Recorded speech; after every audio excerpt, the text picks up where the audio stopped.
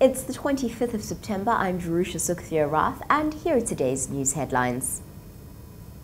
The bodies of 62 South Africans are identified as victims of the Nigerian church building collapse. President Jacob Zuma addresses the UN on Ebola and the Israel-Palestine conflict, and ISIS-linked jihadists behead a French national. Minister in the presidency Jeff Radebe has confirmed that 62 of the 84 South Africans killed in the Nigerian church collapse disaster had been identified with certainty.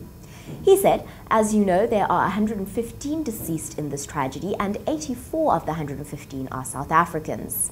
He confirmed a 5-step process of identification is underway. The process was described as a methodical and time-consuming process. It involves either identification of bodies by next of kin through photo ID, from fingerprints, from dental records, or if all else fails, through DNA.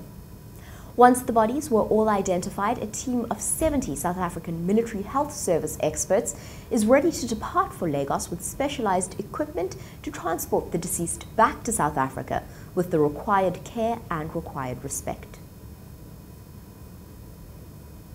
President Jacob Zuma has addressed the UN on issues around Ebola and the conflict in the Middle East.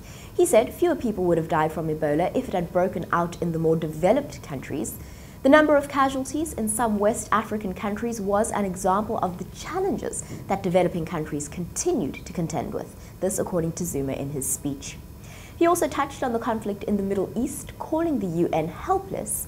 He said, while the UN has done remarkably well in the supporting of self-determination, when it celebrates its 70 years of existence next year, this body may be found wanting by the people of Palestine. He reminded the UN that it had a moral authority to unite the world, promote peace, justice, and self-determination. And finally, jihadists linked to the Islamic State of Iraq and Syria, or ISIS, have beheaded a French national.